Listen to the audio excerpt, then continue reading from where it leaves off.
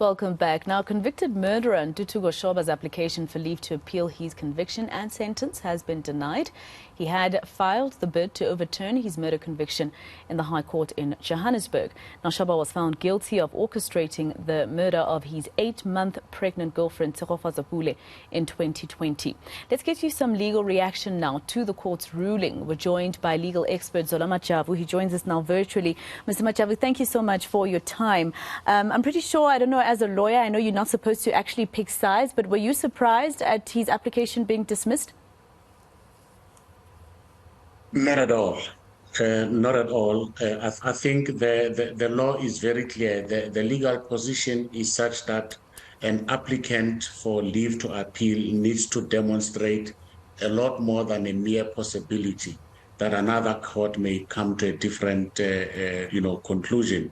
You need to demonstrate on good grounds a realistic chance of success on appeal. And I think with respect, they came short on that. And the judge was very thorough. He actually went through all the grounds. He went into a great detail that other senior judges perhaps might not even have bothered. They would have simply looked at the test and see if you do cross the hurdle, and if you do, well, you may be given a second bite, as it were. Of course, it is the accused, well, the convicted person's right, especially where his entire life is taken away from him, to use all the remedies available and open to him in a court of law. So for that, I do not, as a lawyer and understanding how these proceedings work, do not fault him. But I think what I cannot fault is the judge's reasoning and conclusion, which animated his refusal for leave to appeal. It's not there for the taking. You really have to demonstrate to the court on good grounds that there is more than a mere possibility that a different panel looking at the same set of facts, the same record, might come to a different conclusion. And in this case, I was not surprised. And looking at the fact that, of course, he was making this application to the same judge who found him guilty, right? Because it's leave to appeal. It's for the judge to give him permission to actually go on and appeal the case for the trial to start over in another courtroom. But usually there are judges that usually do agree that maybe there is a court that could find to come to a different conclusion. What could be his way forward now? Is it over for him in terms of what legal avenues he can take, or can he approach the Supreme Court? Firstly, let me just pick up on the point that, you foreshadowed this comment on. It is not always automatic that the mere fact that you are applying before the same judge, they will necessarily not grant you leave. They do, if you meet the test. I know for a fact, when I had the privilege of sitting on the bench, I have granted leave of appeal against my own decisions, and it happens all the time. But judges are very careful not to just grant leave for the sake of it, because you clog the further appeal courts. In this instance, it's not over for him. He can still petition. This was a single judge. He may go before a full court, or he may go to the eNCA, which is still going to apply the same test. And maybe he might get lucky there and be given a leave. But I do not think that personally, as a professional, I would at all fault the judge's reasoning. He was quite thorough, and he applied the law to the facts. And, there was something that the judge said. I'm just picking up my notes very quickly, Mr. Majavu. And sometimes, I guess, as lawyers and judges, you have to put yourself in the position of the person being accused, or especially the person who was the victim, right? Because he said one of the other things that made him doubt is Shoba saying that he had no idea who was picking up Zola Majavu, and of course that CCTV footage showing him basically just ignoring a person who's fetching his pregnant girlfriend at that time of the evening, a male person, and he says that was not normal behavior, basically. So I guess sometimes as a judge or a lawyer, you have to put yourself in those positions and think to yourself, as a man, would I be okay to not inquire who it is that is fetching my pregnant girlfriend at this time of the evening? I think let's not personalize it. Let me put it to you this way. As a presiding officer and a trier of fact, you've got to look at the facts objectively, placing reliance on common sense and logic.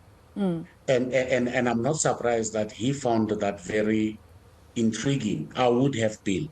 And he was correct in so saying, because he performs a balancing act. It's a delicate balancing act where ultimately he has to make a credibility finding and decide which facts does he find that they have been successfully proven and which ones are not. So you cannot do that by displacing yourself and denude yourself from an application of normal basic sense and common instincts, whether as a man or a woman, but as a person who is capable of thinking and analyzing issues objectively. So I believe he was quite correct.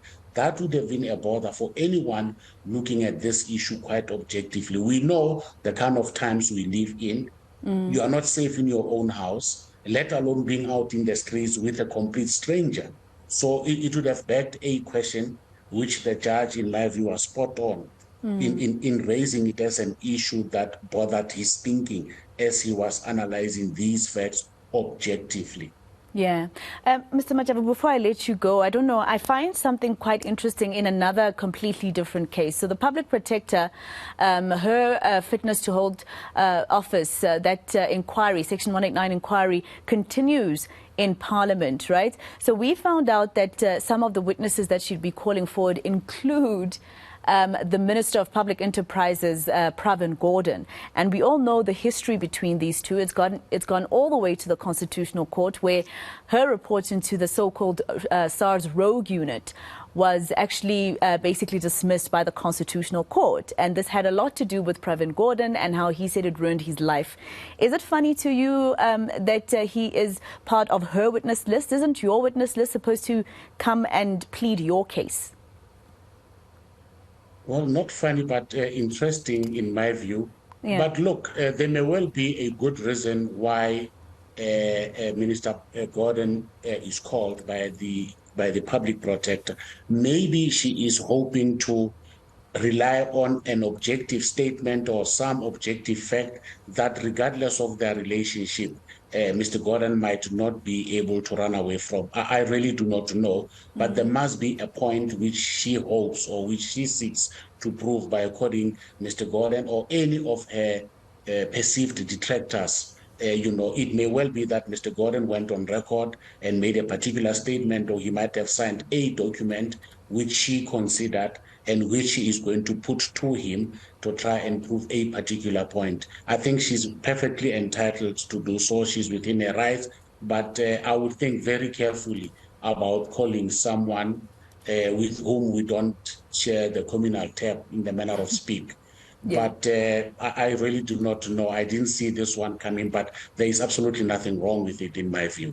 Yeah, I also find it quite interesting. I actually thought that maybe I'm confused and I'm looking at it in terms of criminal procedure, and that a Section 189 would have a whole different way of doing things. It is an inquiry. Remember, it's a fact-finding exercise. Yeah. And any piece of evidence that may be relevant, regardless of which side of the fence one is sitting at, should certainly be one of those considerations that those who are charged with the responsibility of evaluating the evidence must have the benefit of. Whether strategically it's a wise move or not, I wouldn't know, but I would be very reluctant to second guess my colleagues' approach, because they too would be acting on her instructions, and the public protector is perfectly entitled to do so. Let's hope that the witnesses do give the concessions that she's hoping for, because if they do not, it can never be good for her. But one doesn't want to preempt it. I cannot really take it further than that, and we must respect the processes and the rights of those involved. Absolutely. But thank you so much for engaging me on that particular topic. I just found it really interesting. Legal expert Mr. Zola Majavu speaking to us there about the public protector and, of course, the fact that Shoba's application for leave to appeal his conviction and sentence was earlier today dismissed.